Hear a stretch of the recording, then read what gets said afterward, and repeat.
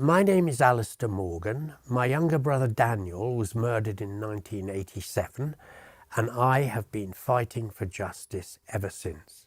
Hi, I'm Neil Woods. I'm a former undercover police officer, and part of what I do now is I investigate corruption within policing. This is how police corruption works. We rely on our police for the rule of law, but often our police get corrupted. And what this means is that they are no longer acting in our interests. They are acting on somebody else's interests or their own interests. There is no more important asset to organised crime than a corrupt police officer, because that corrupt police officer is useful in so many ways. Criminals need corrupt officers, They want somebody who can get rid of a statement or who can alter a surveillance log or, these tiny things. Corrupt police officers also can interfere with an investigation and make a case fail at court. For me, police corruption is anything that deviates from the oath to police the public without fear or favour. It's quite a neat little phrase, that, without fear or favour, but it means you don't take bribes, right, without favour. You don't look after people who are important to the exclusion of people who are less important or seen as less important in our society. Without fear or favour is a good way of compressing all that. So a corrupt police officer can be put in place by getting somebody who's called a clean skin. They've got no previous convictions and they are coached to join the police, and they remain an asset, and some of them will remain a sleeper asset where they're not put at any risk. So they're only used for particular types of corruption. Sometimes they are used to help manipulate a third party who is another cop to help use information to blackmail them. Other information that is really useful to organised crime is information about someone's movements or where someone lives or a phone number or something like that. The more sinister use of information like that is to target rivals. Organised crime always have rivals. Violence is never very far away because control of the market means a lot of money. And if someone is a threat to that, then violence is used. And corrupt police are used to help facilitate that violence. That is something that is a regular use of corrupt assets. The most common form of corruption that I'm aware of is what we call noble cause corruption. Now, this is where police do something which is corrupt, but they do it not for their own financial gain, not because they're involved with organised crime, but because they want to catch the bad guy.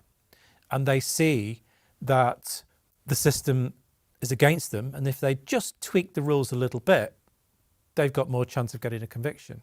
As an undercover police officer, I saw myself as fighting drugs organised crime, but I am guilty of some noble cause corruption. These police approached me and they said that their target for the operation was committing burglaries on old people. And he was doing some very sinister things when he came into their bedroom. He also happened to be a drug dealer. So I was being sent in to quite legitimately investigate him and catch him for dealing drugs. Now, a fundamental part of the rules was that you must not act as an agent provocateur, which means you must not cause someone to commit a crime if they wouldn't have done anyway, but you must also not cause them to commit a more serious crime than they would have done. Now, this guy wasn't capable of kilos. He just wasn't. But I talked him up. I said I need larger and larger amounts. And he would not have tried to supply a kilo. He ended up adulterating an ounce right down to a kilo. So the kilo is presented as a kilo and he was caught with a kilo, but it was less than 1% pure. But he pleaded guilty to the trading of a kilo and got substantially more time in prison. Now, that was wrong of me, but it goes to show how easily you can get fired up by the need to catch dangerous people as a police officer and how noble cause corruption can creep into it. So I'm guilty of it as well. Now, the problem is that leaves the officer or officers open to manipulation and blackmail, where they become puppets for the organised crime. Now, I know that I upset a lot of police officers when I talk about corruption, because it's understandable. Most of them, they're good people trying to do the best they can with some pretty crap laws, really. But we have to understand the extent of this, and we have to be clear-eyed about this. We have to be honest about this. It's the only way we have a chance of dealing with it.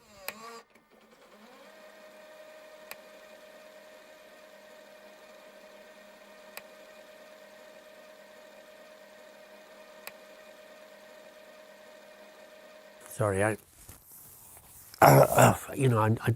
this narrative is something I've gone over so many times. Daniel was my younger brother by a year. At the age of 37, he was murdered with an axe. So it was a vicious, brutal, savage attack. Within 3 weeks, I was convinced, because of the events that took place, that there had been police involvement in Daniel's murder, which was a terrifying prospect. My brother expressed concerns about police corruption about a month before his murder, which was the last time I saw him alive. And he said, "Oh, it's a bent copper." And he named a name which I could not recall. It went out of my mind. And then he said, "Alistair, they're all over the place down here." I learned later, a year later at an inquest, that he believed his partner and Sergeant Fillery from the murder squad had been involved in a robbery, and he was thinking of going to an outside force. And then 2 days later, he was dead. Sidney Fillery, who had been accused of involvement in the murder by another witness, he left the police force and within a year was running my brother's company with Jonathan Rees. After years and years of investigations, some of which in retrospect I know were corrupted, an exhibits officer in the first investigation, and he was disciplined or given words of advice. And I think that is the only penalty that anybody has suffered. In 2021, I took the decision to sue the Met Police. I do everything in consultation with my solicitor, who has stood by me for decades and advised me, helped me keep my sanity in dealing with this. He said there are legal grounds to do it. And B, it's probably the only form of accountability you're ever going to get from these people. And I think accountability, I've been wanting that for 35 years. UK police have one of the best records in the world for solving murders. The systems that we have in place are incredible. They're like a well-oiled machine. I've been part of murder inquiry teams myself a few times, and it's incredible how they function and how efficient they are. Traditionally, in the UK, and certainly around the time of the Morgan murder, the murder detection rate, the percentage of murders which are solved in the UK was 90%. 90%. The ones that you don't solve tend to be organised crime murders. It's shocking it wasn't solved, like genuinely shocking. It's quite clear the whole problem was police corruption, and it's quite clear that it wasn't adequately investigated because of police corruption. And then when there were inquiries set up, those inquiries were inadequate to the point that it's difficult not to conclude that corruption was preventing them working properly.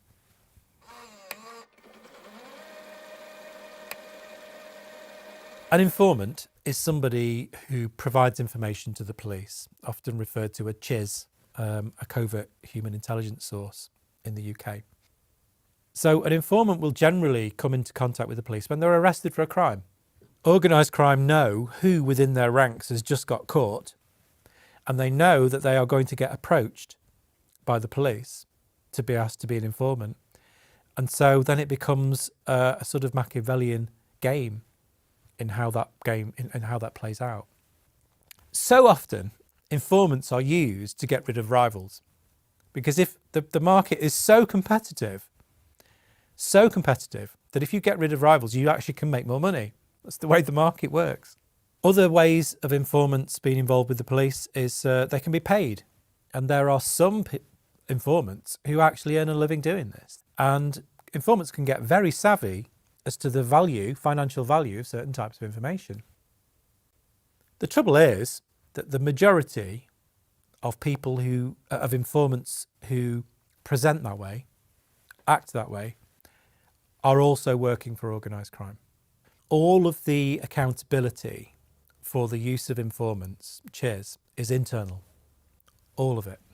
The tasking of an informant has to be authorised by senior officers. But there's nothing to say that those senior officers are not corrupt, either through noble cause corruption or full corruption. And we know that some of them are. If a police officer wants to search someone's house, they get a search warrant. In order to get that search warrant, they have to go to a magistrate's clerk and prove to the magistrate's clerk that there is justification for doing so. The magistrate's clerk will then allow the police officer to apply to a magistrate, and the magistrate will either agree or not. If a CHIS or undercover operative wants to come into your life, and if that CHIS, that informant or undercover operative, wants to manipulate you into doing something different, then they can do that. It is the most intrusive thing the police can do, and there is no external oversight at all. It's cops judging cops. And those informants that have that power to come into your life, they're usually criminals, because that's why they're useful.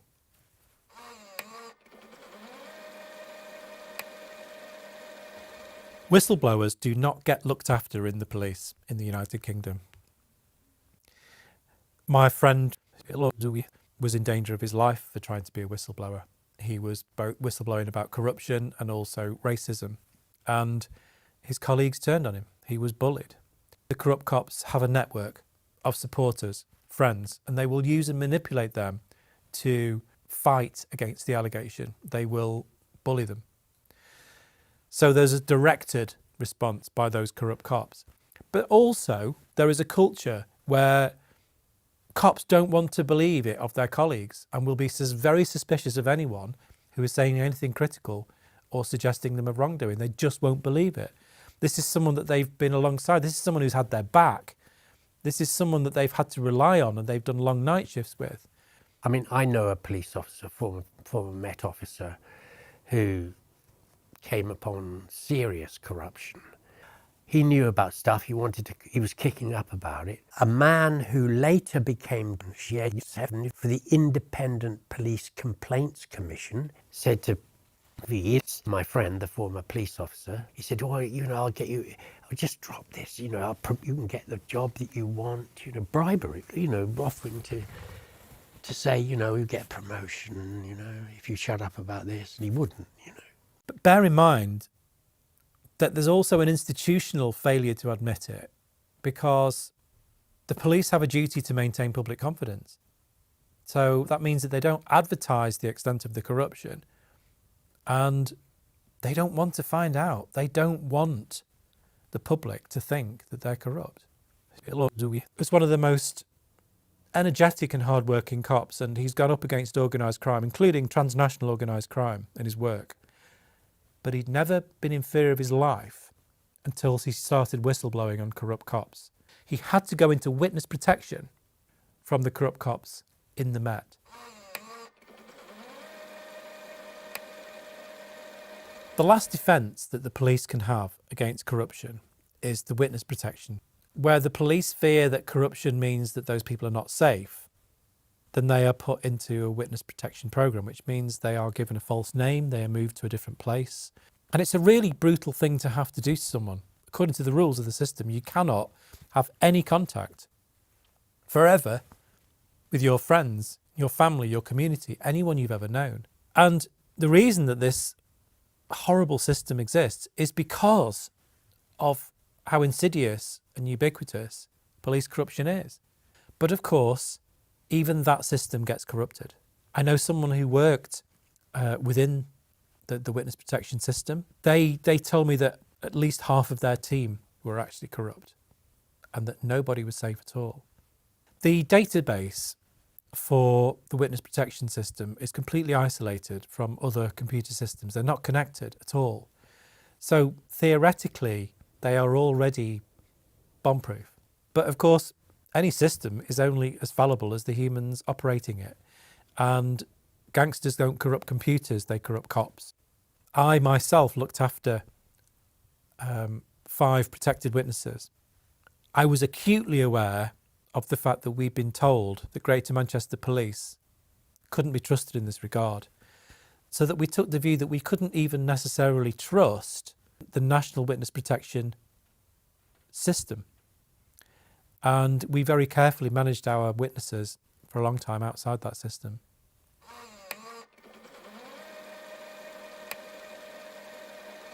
The Met, or the Metropolitan Police, is the police of Greater London, so all of the wider city of London. The Met operates in a different way to every other police force in the UK. It has various centralised responsibilities that other police don't have. So, for example, they are in charge of terrorist investigations. They have the National Crime Agency in London as well, so they work closely with the National Crime Agency. And they have other central responsibilities as well. The Met gets a lot of bad press. They get most of the attention for anything that goes wrong, and people want to bash the Met. But I have to say, in this case, the Met does have the biggest problem with corruption in the United Kingdom. It does. I mean, it's hardly surprising. It's by far the biggest police service. There's more organised crime concentrated in London. There was an internal investigation, an operation called Operation Tiberius in the Metropolitan Police. It's many years ago now. And it showed the sheer extent of corrupt police. And most of those corrupt police were manipulated and corrupted by the informant system. Now, part of the response to that, although there's never been any public response from the Met, that report's never really been addressed. One response to that was the idea that you can defend against corruption by limiting the number of years a source handler can work in that role. And it's limited in most police forces now around the country to 5 years. And this was seen as a way of helping prevent this corruption, that was this development over time, this corrupting over time that was happening. But all that's happened is it's actually cast the net wider for organised crime. It's given them more opportunities and more people to come into contact with. It's completely gone against the Met. And I do know that corruption still exists.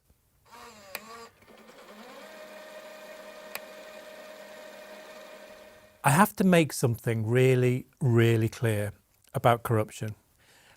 At least 99% of corruption within the police is caused by the money from the illicit drugs market. There isn't enough value in any other crime to cause the kind of corruption that exists. The black economy with drugs, etc., is vast. And the amount of money that these drug barons have sloshing around and to use to bribe, their tentacles reach into every level of the judiciary, the police, politicians. So that kind of money, it creates corruption. I have had very personal experiences and come up against this corruption. There was lots of pressure on me to get intelligence and find out about a particular gang called the Bestwood Cartel, who at that time were at war with everybody in Nottingham. There was daily shootings. And I'd been on that operation for 4.5 months. I'd just got a really significant breakthrough. I'd managed to buy some drugs off one of the lieutenants of Colin Gunn. The next day, we'd been working very long hours and 2 of my backup team went off sick. And so I was introduced to 2 new police officers that had not been involved in that operation before. I met the first one, shook his hand, had no problem with him. The second one, I shook his hand and the hairs just went up on the back of my neck. This guy was just wrong. So I went to the senior investigating officer for the operation and said, look, boss, I cannot have this cop knowing what I'm doing. I just can't. I don't trust him. I won't be able to relax. And he said, fine. I didn't think much more of it. But then 12 months later, when Colin Gunn was actually brought down, it turned out that this cop I'd taken exception to, a guy called Charlie Fletcher, was an employee of Colin Gunn. As I say, he was an employee, but he was paid to join the police. And he was paid £2,000 a month on top of his police wages, plus bonuses for good information. He'd been in the police for 7 years by the time he was caught. When he was introduced to me, he knew I was undercover, and he was very, very close to finding out exactly what I was up to. Now, at the start of that operation involving that corrupt police officer, Colin Gunn was letting everybody on the streets know that if he ever caught an undercover police officer, he would be snatched off the street and tortured to death. So those were the stakes that we were working with. The biggest sums of money, black money floating around are from the drugs world. And that is a major influence on police corruption, has been for a long time, I think. My view is that drugs are a public health problem. They should not be criminalised, and that the supply should be taken into the hands of the state in order to deprive organised crime of the funding to corrupt. I mean, I think our drugs policy is completely crazy. I know I upset a lot of British police by talking about the corruption in this country, but we still have at least a claim to the best police in the world. We do. There is a lot to be proud of in the United Kingdom in our police, but we have the same problem as the rest all around the world, is that organised crime control the drug supply. So in that we have things in common with every other police service around the world. There really is nothing we can do about police corruption as long as the power is in the hands of organised crime. We can try and tweak our systems here and there, we can try and increase our vetting, but it really won't make any difference at all, because this is about the fact that organised crime are rich, and they are rich because they are in control of the drug supply. And as long as that goes on, police corruption is not only inevitable, it will be ubiquitous. So in the police corruption that was happening that you witnessed, why was that happening? Well, I think that there were drugs involved in that as well. I strongly suspect that there were police involvement with drugs in that.